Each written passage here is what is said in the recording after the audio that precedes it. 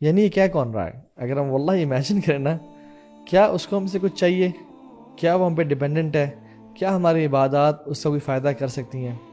کیا اس کی ڈومینین اور مائٹ میں اضافہ ہو سکتا ہے ہماری پرے سے؟ یا ہمارے گناہ کیا اس پہ کوئی فرق ڈالتے ہیں؟ اللہ تعالیٰ جن لوگوں کو یہاں پہ پکار رہے ہیں، بلا رہے ہیں، یہ دراصل گناہ گار ہیں، یعنی جنہوں نے اپنی جانوں پہ ظلم کیا ہے. اور اللہ تعالیٰ ان کو یہ نہیں بتا رہے کہ دیکھو تم نے یہ گناہ کیا ہے. اللہ تعالیٰ اپنی صفت بتا رہے ہیں کہ ان اللہ یغفر الذنوب جميعا، دیکھو تمہارے جیسے مرضی حالات ہیں نا، میں تمہارے گناہ بخشوں گا. یا عبادی، یعنی اے میرے بندو، میں نے اپنے اوپر ظلم کو حرام کر دیا ہے. صرف اپنے اوپر حرام نہیں کیا، تمہارے اوپر بھی حرام کر دیا ہے. فلا تظالموا، ایک دوسرے پر ظلم مت کرو.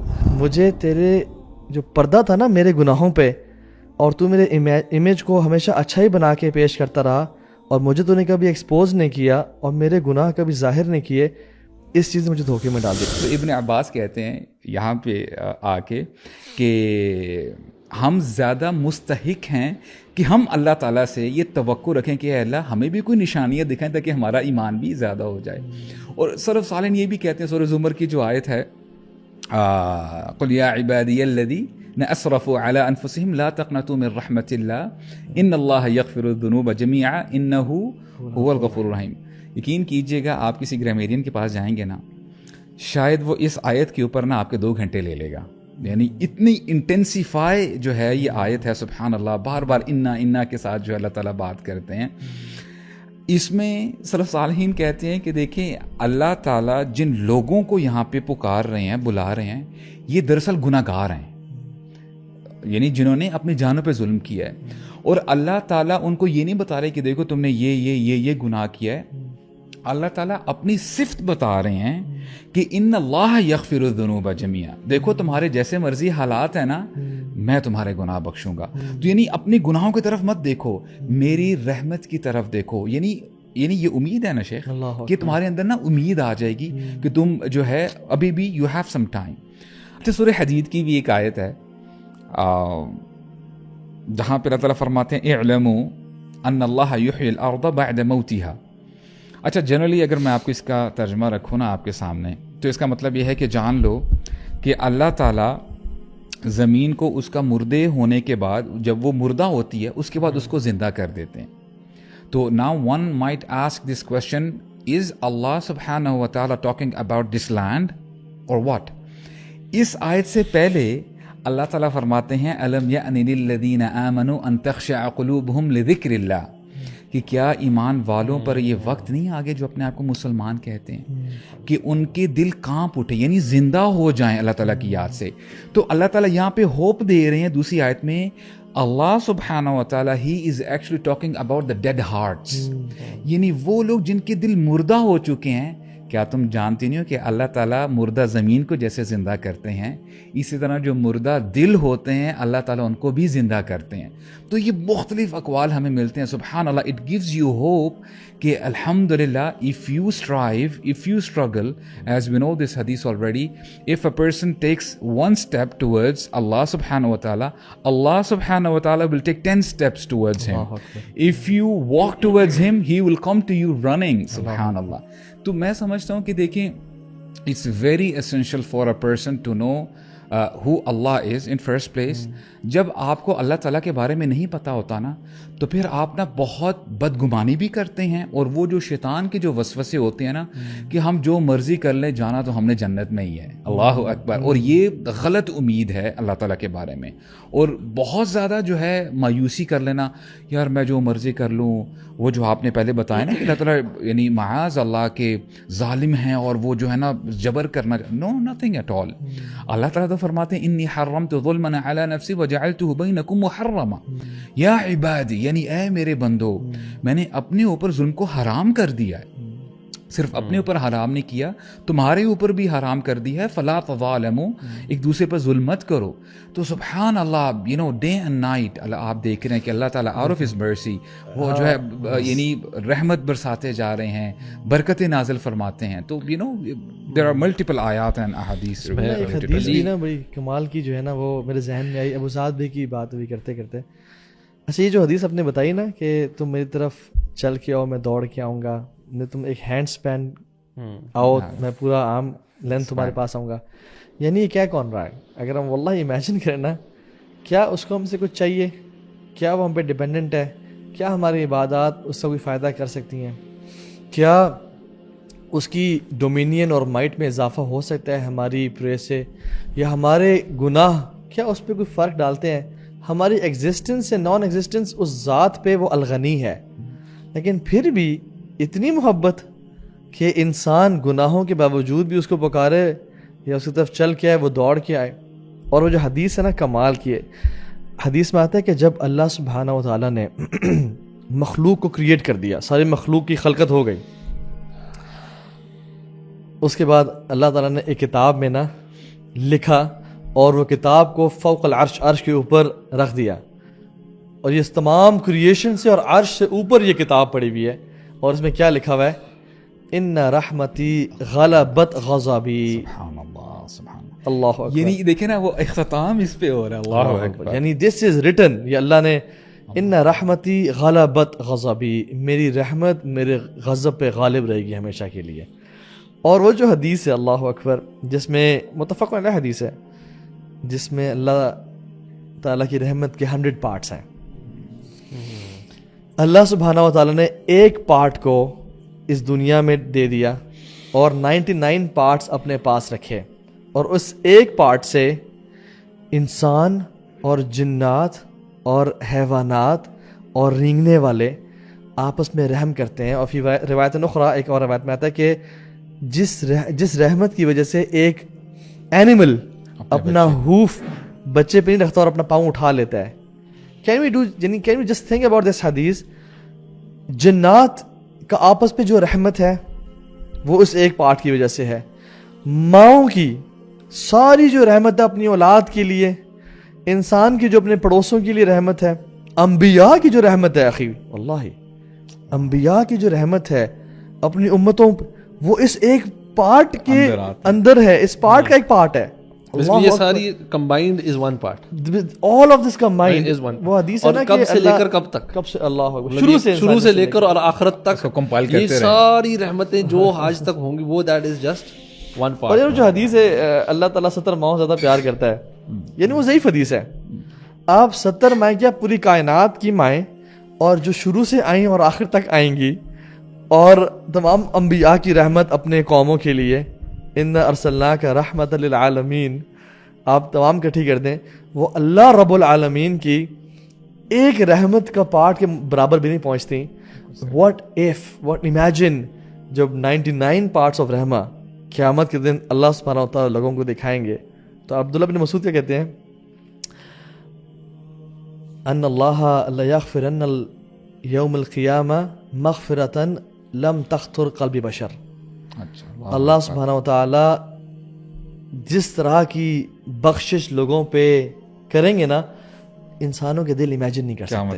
قیامت کے دن انسانوں کے دل امیجن نہیں کر پائیں گے رب جس طرح سے لوگوں کو معاف کر رہے ہوں گے. اس سے یعنی پتہ یہ چلتا ہے سبحان اللہ, ہم تو یعنی نالائق ہیں, ہم بڑی لیٹ سمجھتے ہیں یا کبھی کبھار سمجھ میں بات بھی نہیں آتی.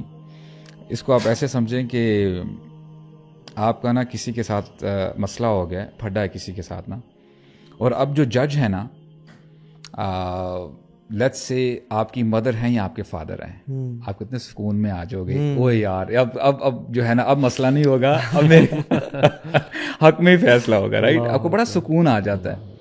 اب اس کو ایسے سمجھیں, سفیان ثوری سے پوچھا گیا اور کہتے ہیں کہ لو خیرت ان یحاسبنی اللہ او ان یحاسبنی والدی, کہ اگر مجھے آپشن دی جائے کہ قیامت کے دن میرا حساب میرے پیرنٹس لیں مجھ سے یا میرا حساب اللہ تعالیٰ لیں, I will choose اللہ سبحانہ و تعالیٰ, because he is more merciful than my parents. اور شیخ وہ سفیان ثوری کا جو دوسرا قول ہے, وہ کہتے ہیں نا کسی نے پوچھا کہ اذ اقامک اللہ یوم القیامہ, اللہ تعالیٰ تو جب کھڑا کرے گا قیامت کے دن, وقال لک, اور تجھے کہے گا ما غرک بربک الکریم, یا سفیان تجھے کس چیز نے دھوکے میں ڈالا میرے بارے میں, تو سفیان الثوری کہتے ہیں میں اللہ کو کہوں گا غرتنی سطورک المرخا، غرنی سطورک المرخا، کہ اللہ مجھے میرے گناہوں پہ پردے نے دھوکے میں ڈال دیا.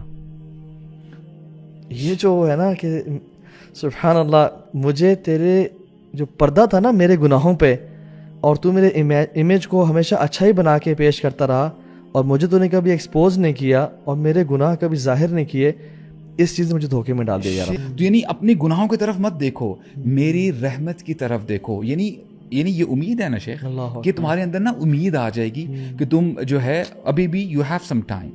اچھا، سورہ حدید کی بھی ایک آیت ہے جہاں پہ اللہ تعالیٰ فرماتے ہیں اعلموا ان اللہ یحیی الارض بعد موتها.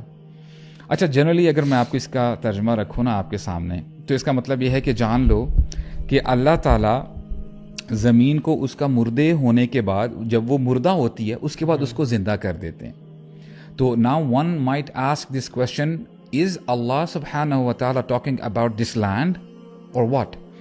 اس آیت سے پہلے اللہ تعالیٰ فرماتے ہیں أَلَمْ يَأْنِ لِلَّذِينَ آمَنُوا أَن تَخْشَعَ قُلُوبُهُمْ لِذِكْرِ اللَّهِ، کہ کیا ایمان والوں پر یہ وقت نہیں آگے جو اپنے آپ کو مسلمان کہتے ہیں کہ ان کے دل کانپ اٹھے، یعنی زندہ ہو جائیں اللہ تعالیٰ کی یاد سے.